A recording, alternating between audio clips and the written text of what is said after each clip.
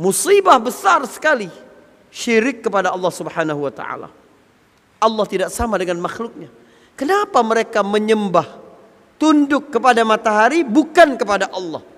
Itu membuat rasa galau di dalam diri Hudhud. Kita malam hari ini sampai kepada berita paling penting yang dibawa oleh Hudhud, yang Allah rekam dalam surat An-Naml. Teman-teman di rumah juga bisa murajaah Al-Quran surat An-Naml ayat ke-24. Pada ayat sebelumnya, Hudhud begitu datang kepada Sulaiman, di ayat ke-22 dia berkata, aku tahu sesuatu yang kamu tidak tahu. Ahattu bima lam tuhit bihi wa ji'tuka min saba'in binaba'in yaqin. Aku bawa satu berita yang sangat meyakinkan dari Saba. Lalu dia bercerita. Apakah langsung kepada inti cerita? Belum. Hudhud ingin sampaikan kepada Sulaiman bahwa dia benar-benar melihat, dan melihat itu dengan pengamatan yang sempurna, bukan hanya sekilas lalu bikin menghakimi sesuatu dari berita yang dia baca judulnya saja, tidak. Maka di ayat ke-23 pada pertemuan lalu kita sampaikan, dia mensifati bagaimana kerajaan itu, bagaimana pemerintahannya, bagaimana istananya, bagaimana pembangunannya. Inni wajadtum ra'atan tamlikuhum wa utiyat min kulli syai'in walaha 'arsyun 'azim. Dipimpin oleh seorang perempuan dan makmur dari segala bidang, wa utiyat min kulli syai', dan diberikan kemakmuran, keberlimpahan oleh Allah Subhanahu wa taala di segala bidang, dan baginya 'arsyun 'azim, dia punya singgasana yang agung. Kita juga sudah jelaskan di mana kedudukan ayat ini dari hadis Nabi SAW, lan yufliha qaumun wallau amrahum imra'ah. Tidak akan jaya satu kaum yang dipimpin oleh seorang perempuan. Syariat ini tidak membedakan kemuliaan laki-laki dan perempuan, beban taklif, beban syariat laki-laki dan perempuan. Ingat, dasar sekali. Kenapa harus kita tekankan? Sebab banyak musuh-musuh Islam yang mengambil celah itu, atau orang-orang yang tidak mengerti tentang Islam, lalu kemudian melihat, menyalahkan para ulama-ulama dahulu bahwa mereka ini bias dalam pandangan-pandangan tafsir mereka. Na'udzubillah min zalik. Yang mengatakan begini, tidak paham bahasa Arab, tidak paham balaghah, tidak paham ilmu-ilmu yang mendukung untuk menafsirkan Al-Quran, kaidah-kaidah usul, tidak paham.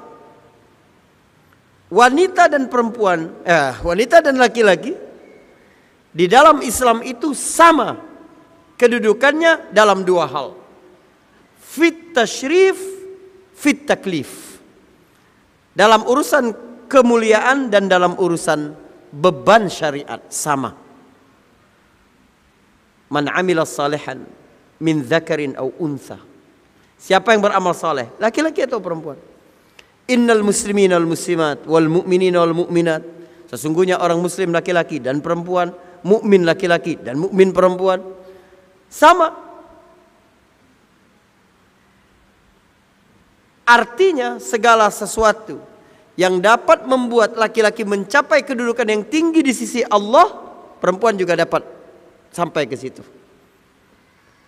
Begitu juga pembebanan syariat, sama laki-laki dan perempuan. Kalau sekiranya ada syariat yang khusus diberikan kepada laki-laki, maka pasti ada syariat setara yang membuat wanita juga sampai kepada kedudukan yang sama dengan hal itu. Jihad di jalan Allah Subhanahu wa taala, baik kewajiban laki-laki. Tapi perempuan, dia di rumahnya mendidik anaknya, melayani keluarganya, sama kedudukan di sisi Allah. Pilih dia surga mau masuk dari pintu manapun. Apa kemuliaan dari itu semua? Tetapi persamaan dalam kemuliaan dan beban syariat tidak membuat kita melihat laki-laki dan perempuan itu sama dalam tabiat, sama dalam karakteristik, tidak. Tidak sama. Sebab mereka diciptakan untuk fungsi yang berbeda. Di negara 4 musim ada pemanas ruangan, ya, heater gitu. Ada AC, pendingin. Kedua ini tidak sama. Tapi yang satu digunakan untuk musim panas, AC, satu digunakan untuk musim dingin. Kalau penggunaannya ditukar fungsinya, rusak. Menyebabkan kerusakan. Begitu juga fungsi laki-laki dan perempuan yang memang berbeda. Nggak bisa kita satukan. Jadi ada fungsi-fungsi dalam kehidupan masyarakat, dalam kehidupan keluarga yang Allah ciptakan khusus untuk perempuan dan ada khusus untuk laki-laki. Dan memang bukan hanya urusan jenis kelamin. Kita ini dibuat macam-macam profesi juga agar saling bergantung satu sama lain. Liyattakhidha ba'dahum ba'dan sukhriya, kata Al-Quran. Biar saling ada ketergantungan. Biar tidak ada orang yang benar-benar merasa dirinya tidak butuh kepada orang lain. Laki-laki dan perempuan begitu. Allah ciptakan karakter, konstruksi fisik, cara berpikir, akal. Laki-laki dan perempuan dibuat berbeda. Bukan yang satu lebih mulia daripada yang lain, tapi untuk menjalankan peran masing-masing secara maksimal. Fisik juga begitu. Perempuan dibuat cantik, enak dipandang, ya, berwajah manis. Untuk apa? Mereka yang akan meneduhkan perasaan suaminya ketika pulang dalam keadaan letih, dalam disambut seperti itu. Allah bekali kecantikan fisik bagi perempuan. Tetapi Allah buat aturan. Untuk apa kecantikan ini? Untuk suaminya. Ketika dia membuka itu untuk semua laki-laki, rusak dunia. Bukan berarti kenapa syariat ini bias. Laki-laki boleh keluar rumah, ya, dengan pakaian begini. Perempuan harus tutup wajah, tutup kepalanya, tutup kakinya, tutup. Kenapa? Sebab Allah Subhanahu wa taala memeliharanya dari kerusakan. Sementara Allah Subhanahu wa taala membekalinya karakteristik yang mendukung perannya sebagai seorang perempuan. Baik. Hudhud ingin sampaikan kepada Nabi Sulaiman. Aku sudah lihat bangunan fisiknya, sistem pemerintahannya, ya, perangkat-perangkatnya. Nih kalau kamu tidak percaya. Tetapi berita intinya pada pertemuan hari ini. Wajadtuha wa qaumaha yasjuduna lisyamsi min dunillah wa zayyana lahumus syaitanu a'malahum fasaddahum 'anis sabil fahum la yahtadun. Aku dapati dia, sang ratu ini, bersama kaumnya sujud kepada matahari, bukan kepada Allah. Dan syaitan menghiasi amal mereka itu seolah-olah baik, sehingga membuat jalan kepada Allah tertutup, memalingkan mereka dari jalan kepada Allah Subhanahu wa ta'ala. Bapak-bapak, ibu-ibu yang dirahmati Allah Subhanahu wa taala, perhatikan bagaimana Hudhud sangat cerdas memulai berita, kemudian memberikan berita intinya, dan bagaimana dia menunjukkan pribadinya. Bagaimana dia memiliki al-wala, sifat loyal kepada tauhid, loyal kepada Allah Subhanahu wa taala, yang membuat aku tidak tenang. Lalu aku menghadap kepada engkau itu, wahai raja Nabiullah Sulaiman. Dia dan kaumnya itu menyembah matahari. Matahari tidak sama dengan Tuhan matahari. Bulan tidak sama dengan pencipta bulan. Bumi tidak sama dengan pencipta bumi. Musibah besar sekali syirik kepada Allah Subhanahu wa taala. Allah tidak sama dengan makhluknya. Kenapa mereka menyembah, tunduk kepada matahari bukan kepada Allah? Itu membuat rasa galau di dalam diri Hudhud. Kegalauan bukan karena ada kepentingannya yang dirugikan, bukan. Tapi benar-benar karena ingin menyelamatkan manusia. Ya Allah, kita ini di mana ya dibandingkan dengan Hudhud ketika melihat ada keluarga kita yang masih bangun subuh kesiangan, tidak menutup aurat, masih praktek ribawi, menipu orang lain, ghibah kita dengar dari istri kita, fitnah di antara sahabat-sahabat kita. Di mana kita dari Hudhud yang ingin membawa peran positif di tengah masyarakat? Perjalanan jauh dari Palestina ke Sabah untuk menyelamatkan mereka itu. Dia tahu perbuatan ini buruk, tahu. Syirik kepada Allah. Allah tidak sama dengan makhluknya ya. Allah tidak sama dengan makhluknya. Ada satu sifat Allah namanya Al-Quddus. Apa arti Al-Quddus? Maha suci. Al-Quddus itu mengandung dua makna besar. Yang pertama bahwa Allah maha suci daripada kekurangan. Ini semua kita biasanya sadar akan hal itu. Tapi ada makna kedua dari Al-Quddus, bahwa Allah juga maha suci dari kelebihan-kelebihan seperti kelebihan makhluk. Jadi ketika kita sebut Allah maha pengasih, kasih Allah tidak sama dengan kasih makhluk. Allah maha sempurna, sempurnanya Allah beda dengan sempurnanya makhluk. Allah maha adil, keadilan Allah itu tidak sama seperti keadilan bayangan engkau kepada makhluk. Orang ada yang berkata, Tuhan gak adil banget sama aku. Dia mengukur keadilan Allah seperti keadilan makhluk. Salah. Karena itu Allah mengajarkan kita, ya, Rasulullah SAW melalui Rasulnya memuji Allah, diantaranya apa? Alhamdulillahi anta kama asnaita ala nafsik.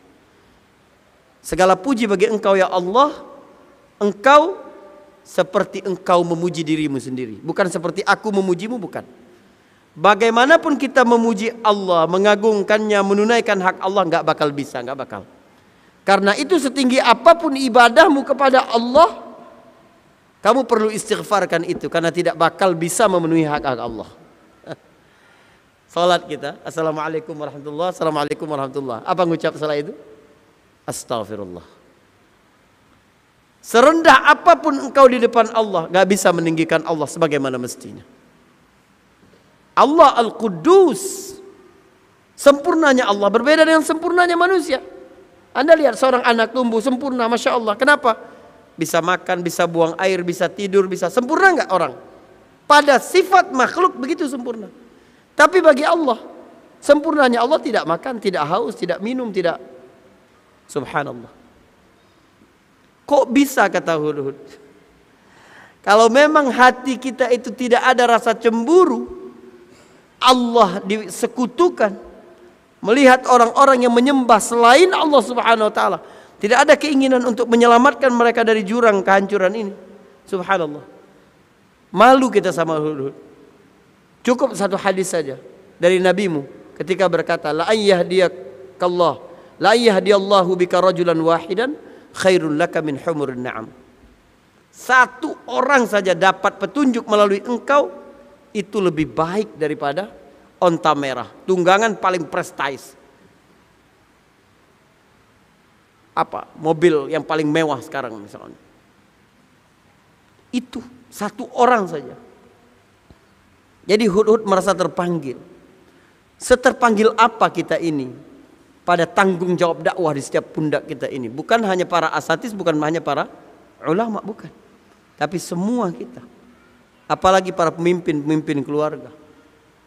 Ditanya nanti kita akan apa yang kita pimpin itu. Tugas besar kita dalam keluarga, qu anfusakum wa ahlikum nara. Hudhud bukan cuma keluarganya. Satu kaum secara geografis jauh di Yaman situ. Tapi terpanggil dia untuk menyelamatkan mereka. Kenapa? Mereka melakukan syirik kepada Allah Subhanahu wa taala.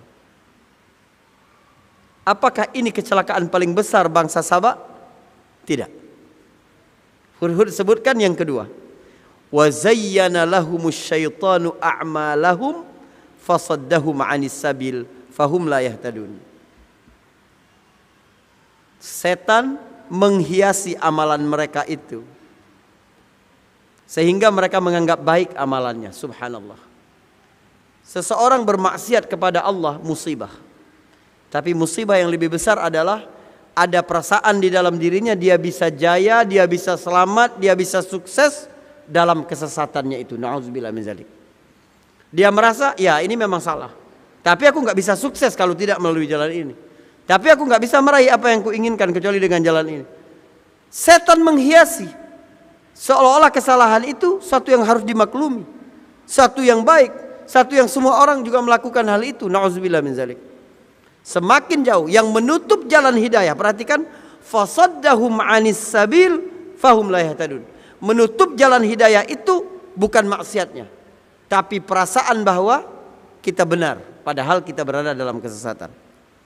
Dalam bahasa lain dalam surat Al-Kahfi ayat 103 dan 104 Allah berfirman, "Qul hal nunabbi'ukum bil akhsarina a'mala." Katakan ya Muhammad, mau enggak aku beritahu siapa yang paling rugi amalannya di dunia ini? Alladzina dhalla sa'yuhum fil hayatid dunya wa hum yahsabuna annahum yuhsinuna sun'a. Orang yang sesat, keliru dalam perilakunya, usahanya, tapi dalam urusan keduniaan di dunia ini, dalam kehidupan dunia, tapi mereka mengira mereka telah melakukan sesuatu yang terbaik. Itu orang yang paling rugi. Dalam bentuk superlatif Allah sebut bil akhsarina a'mala, yang paling rugi. Jadi yang berbahaya dari kesalahan adalah merasa benar di atas kesalahan. Itu yang menutup jalan hidayah. Lalu Hudhud menyebutkan kebimbangan di dalam hatinya itu. Apa kata Hudhud? Allah yasjudu lillahi alladhi yukhrijul khab'a fis samawati wal ard wa ya'lamu ma tukhfuna wa ma tu'linun. Kenapa mereka tidak sujud kepada Allah saja yang telah mengeluarkan segala yang terpendam di langit dan di bumi, dan yang mengetahui apa yang tersembunyi dan apa yang tampak? Subhanallah. Lihat, Hudhud berbicara bahasa dia, berbicara alam dia. Burung-burung mencari makan, mengais makanan dari bumi, kacang-kacangan, tumbuhan, benih. Dia sampaikan begitu. Kenapa mereka tidak sujud kepada Allah yang telah mengeluarkan sesuatu dari langit dan dari bumi? Dari langit apa? Tetes-tetes hujan.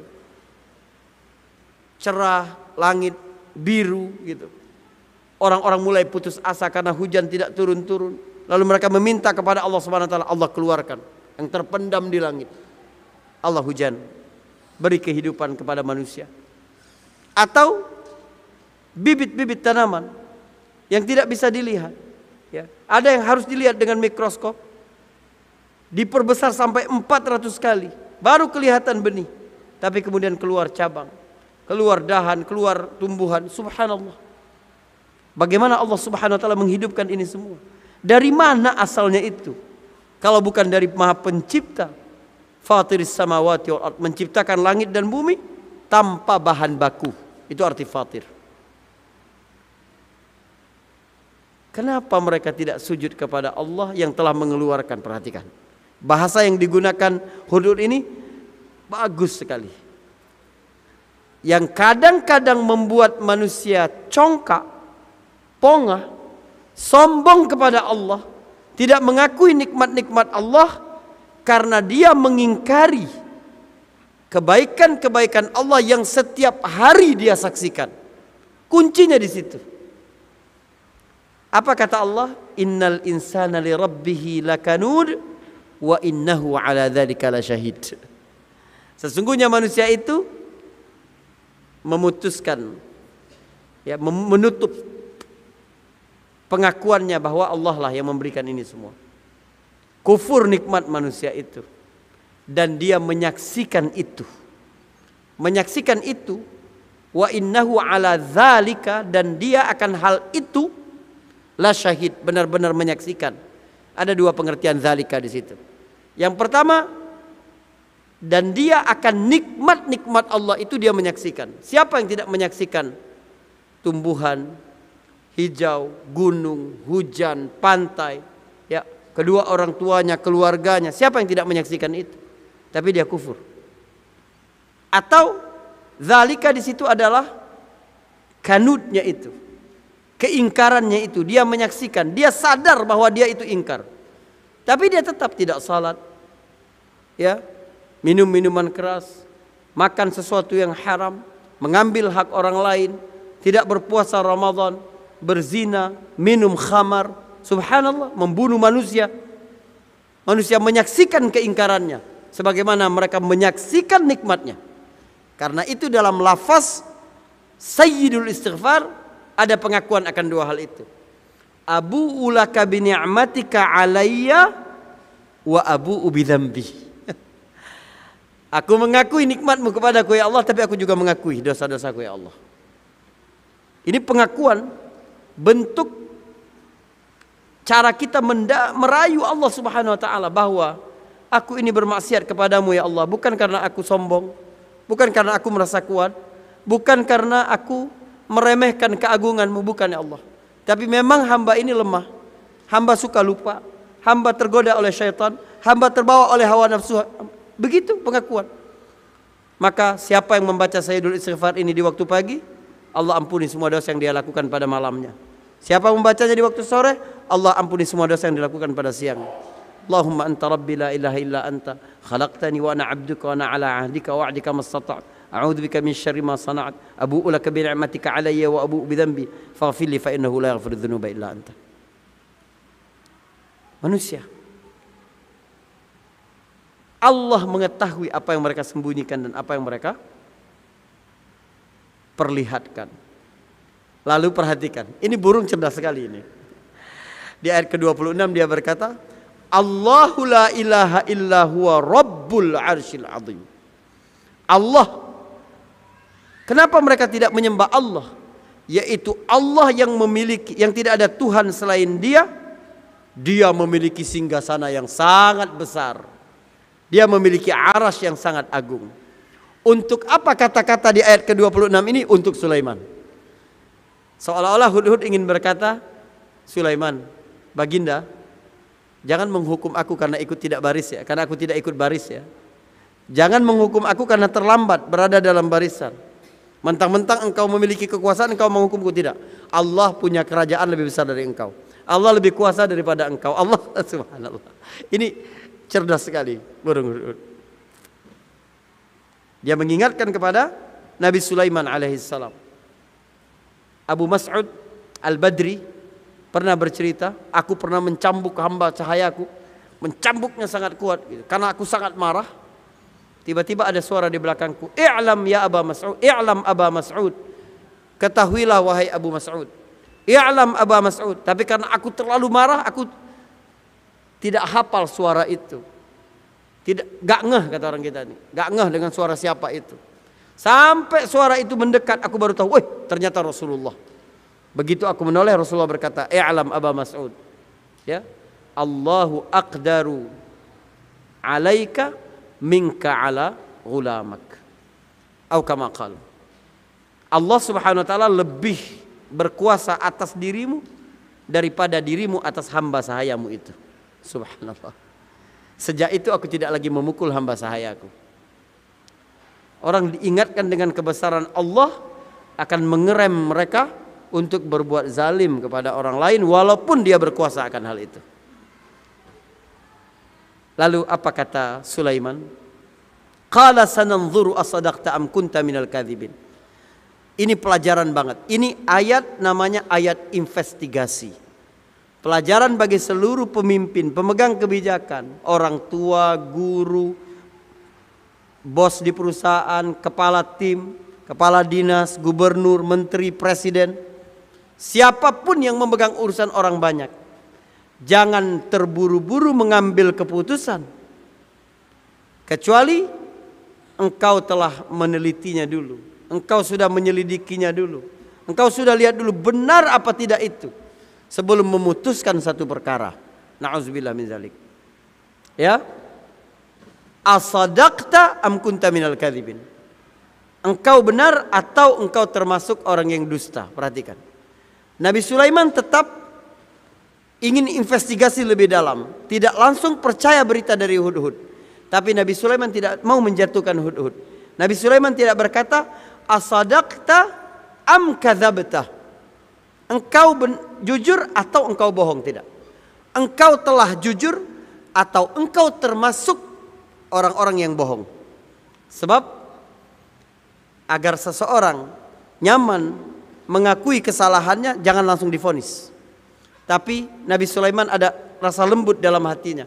Kalau tidak benar beritamu ini, jangan-jangan kamu salah lihat, atau kamu mendengar dari orang lain yang keliru.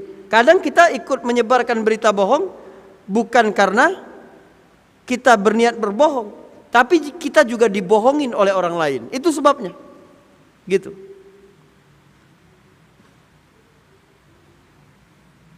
Maka Nabi Sulaiman harus menguji kebenaran berita yang dibawa oleh Hudhud itu. Ujian yang diberikan Nabi Sulaiman ini luar biasa. Berat. Hudhud harus pergi lagi ke Palestina. Jarak sekitar 2000 km dari Palestina ke Sabah, ke Yaman itu. Hudhud sudah melakukan perjalanan ini. Bolak-balik Yaman Palestina itu berarti 4000 km kira-kira. Sekarang kamu harus ke sana lagi. Apa kata Nabi Sulaiman? Idhhab bi kitabi hadza fa'alqih ilaihim thumma tawalla anhum fanzur madza yarja'un. Sekarang kamu pergi bawa suratku ini. Lalu kamu lemparkan surat ini. Harus sampai surat ini. Tapi kemudian kamu tunggu apa respon mereka ketika mereka menerima surat itu. Ketika mereka membaca, apa berita yang harus kamu bawa kepadaku? Nabi Sulaiman akan tahu berita yang dibawa Hudhud ini bohong atau benar dari cerita Hudhud setelah dia bawa surat ini. Maka Hudhud pun kembali terbang pergi.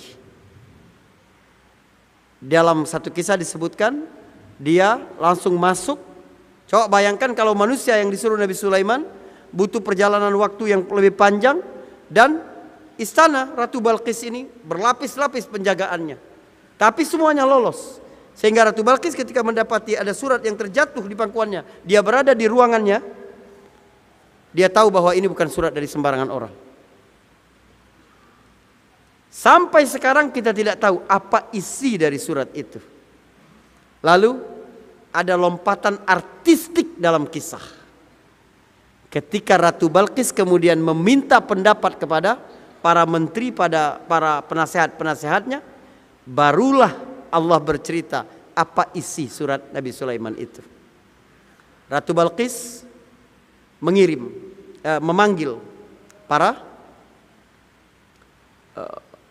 menteri-menteri, ya, pemuka-pemuka yang ada di kerajaan Sabah itu. Lalu dia berkata, qalat ya ayyuhal mala'u inni ulqiya ilayya kitabun karim. Wahai para petinggi-petinggiku, aku dapat surat ini. Tiba-tiba diantarkan kepadaku surat. Fi'il majhul, tidak tahu siapa yang ngantar. Tapi Ratu Balqis tahu bahwa kitab itu, surat itu adalah surat yang mulia. Kitabun karimun, kitab yang mulia. Surat ini sangat terhormat. Dari mana Balqis tahu surat ini terhormat?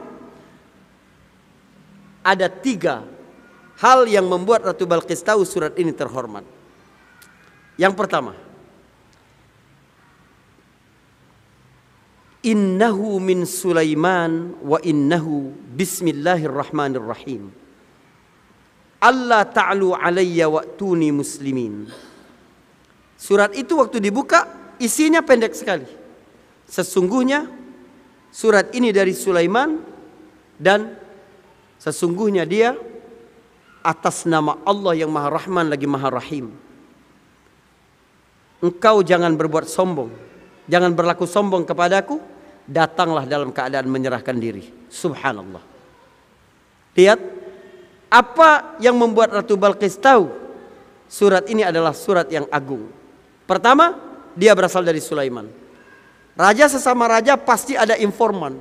Kerajaan-kerajaan sekitar, siapa saja yang kuat, siapa saja yang berkuasa, siapa saja yang wilayahnya luas, siapa saja yang militernya lebih kuat.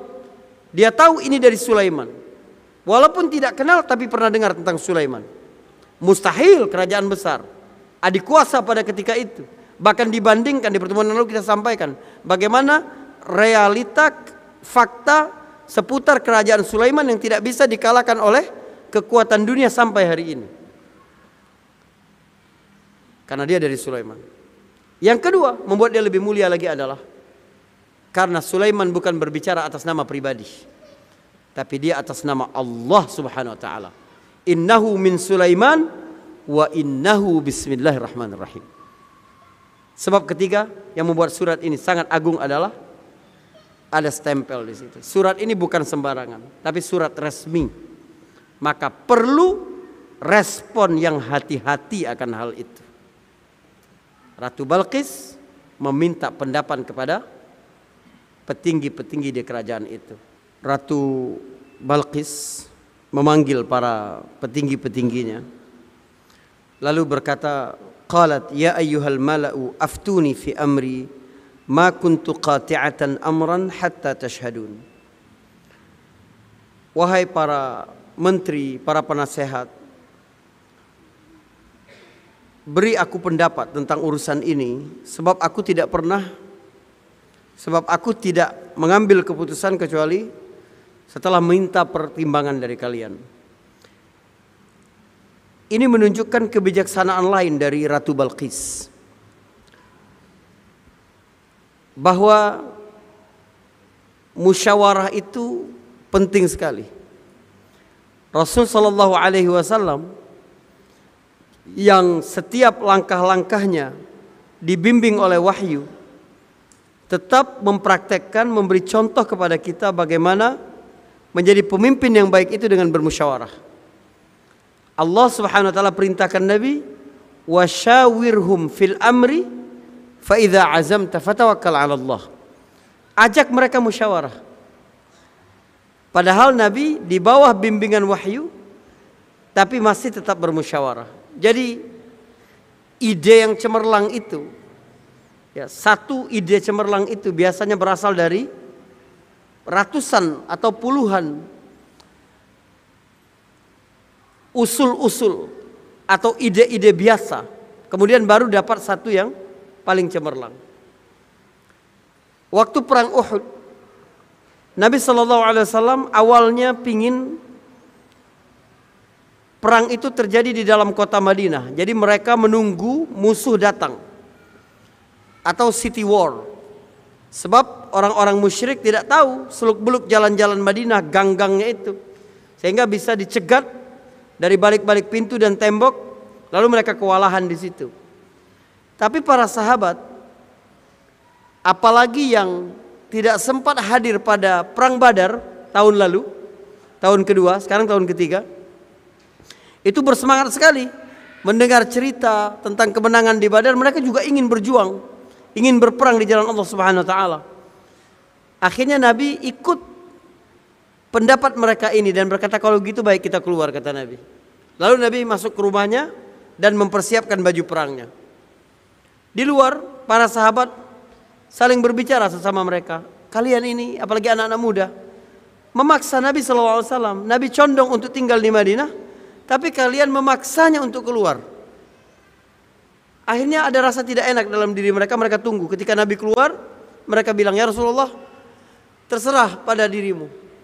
Engkau perintahkan kami keluar, kami ikut berperang bersamamu. Kalau engkau perintahkan kita di Madinah, bertahan di Madinah, kita akan bertahan di Madinah.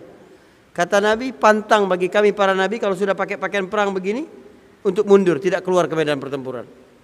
Maka akhirnya keluar ke Bukit Uhud. Musyawarah dari Nabi sallallahu alaihi wasallam. Ma khaba man istakhar wa ma nadima man istashar. Tidak akan rugi orang yang istikharah, tidak akan menyesal orang yang istisyarah, bermusyawarah. Jadi ada dua instrumen di dalam Islam ini untuk mengambil keputusan. Pertama, meminta pertimbangan Allah melalui istikharah. Yang kedua, minta pertimbangan sesama melalui istisyarah atau musyawarah. Di antara ciri keluarga yang kokoh, keluarga yang berjamaah itu adalah rajin bermusyawarah suami istri. Jadi jangan biasakan mengambil keputusan sendiri. Ya. Ada orang mau pinjam uang sama kita, apalagi jumlahnya cukup besar, jangan langsung oke saya berikan, jangan. Izinkan saya musyawarah dulu sama istri saya. Begitu.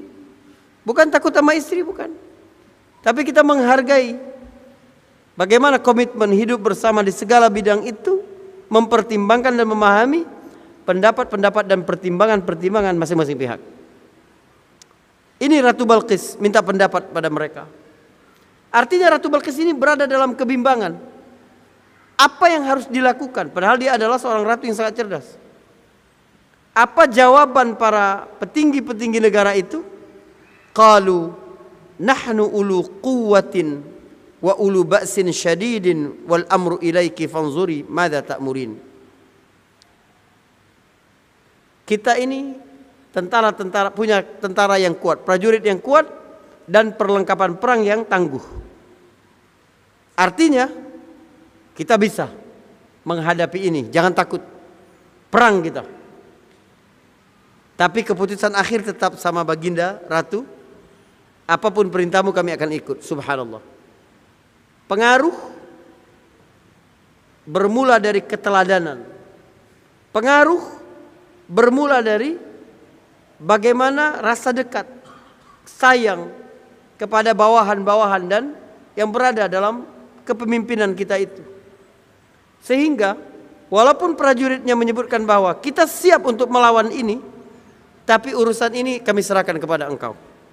Sebab yang bertanggung jawab nanti adalah kepala negara.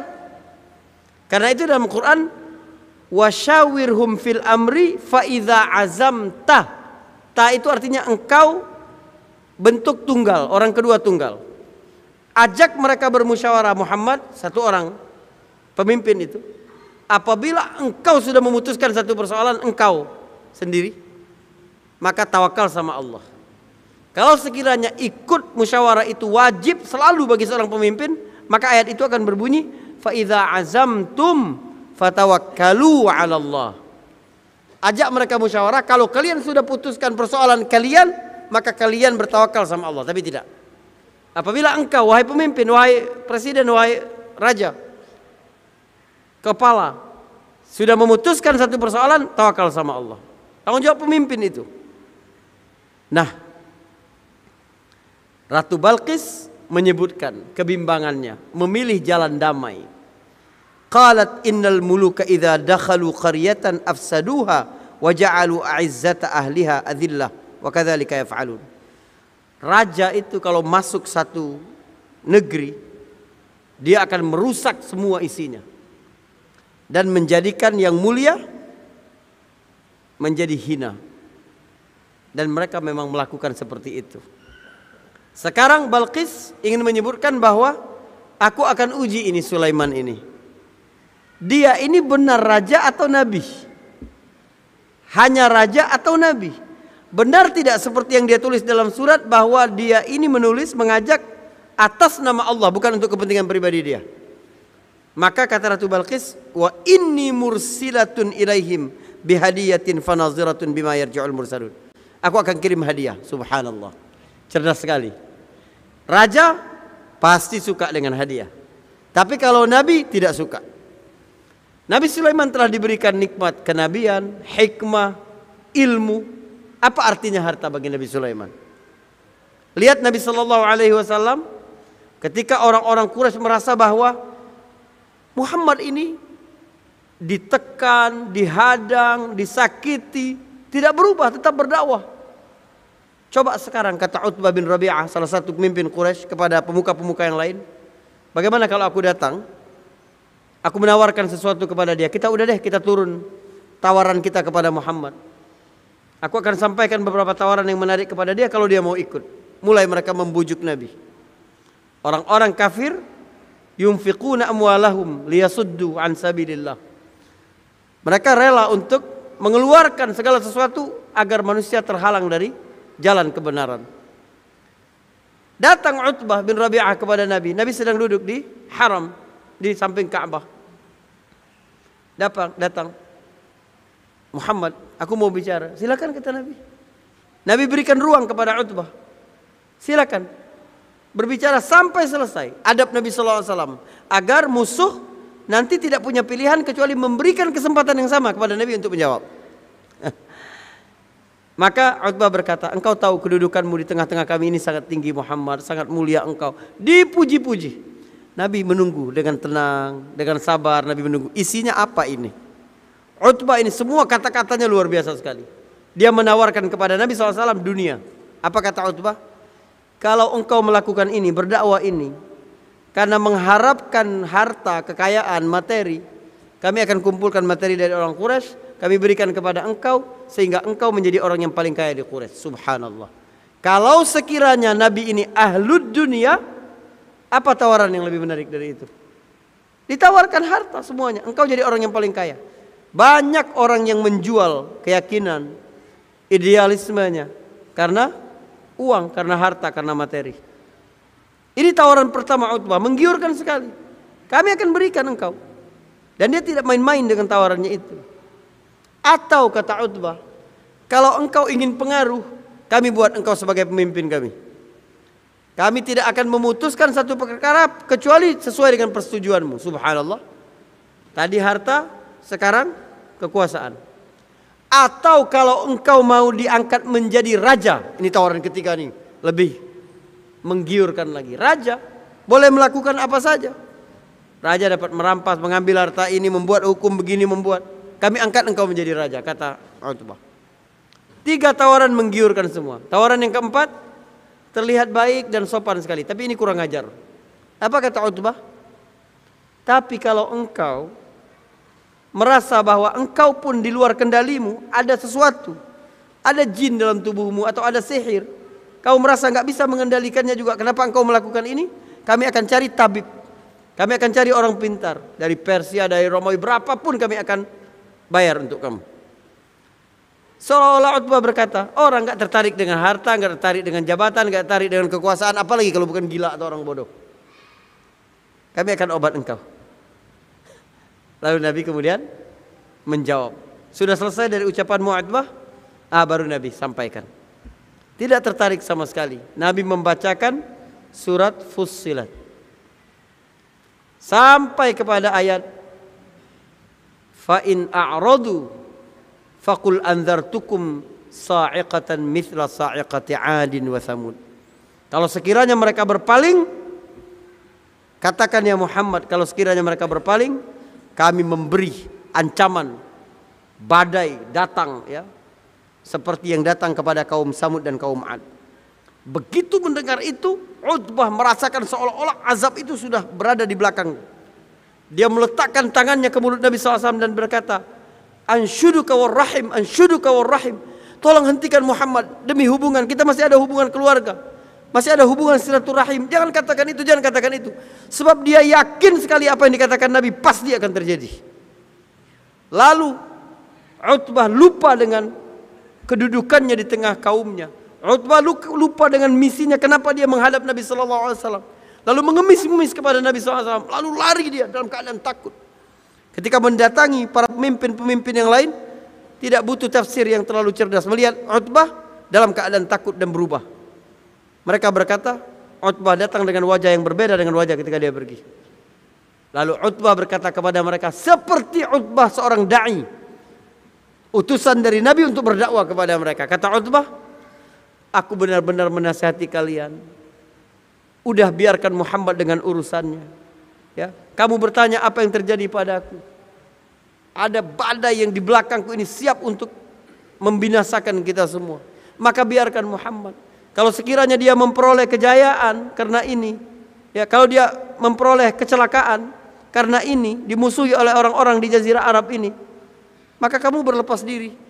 Kamu tidak melakukan apa-apa, dia akan dimusuhi oleh orang-orang. Tapi kalau dia memperoleh kekuasaan, famulkuhu mulkukum wa izzuhu izzukum, maka kekuasaannya adalah kekuasaanmu, kemuliaannya adalah kemuliaan kalian.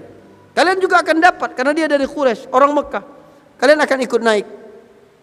Apa kata para pemuka itu? Saharaka ya Abul Walid. Muhammad sudah menyihirmu ya Abul Walid. Subhanallah. Lihat bagaimana orang-orang mencoba membujuk Nabi sallallahu alaihi wasallam. Sekarang Ratu Balqis ingin menguji Sulaiman ini hanya untuk kepentingannya, untuk urusan-urusan duniawi saja, atau memang ada misi akhirat di dalamnya. Maka dia pun mengirim utusan yang membawa hadiah yang banyak kepada Nabi Sulaiman alaihissalam. Iya, saya pikir ini dulu ya. Apabila ada salah saya mohon maaf. Billahi taufiq wal hidayah. Assalamualaikum warahmatullahi wabarakatuh.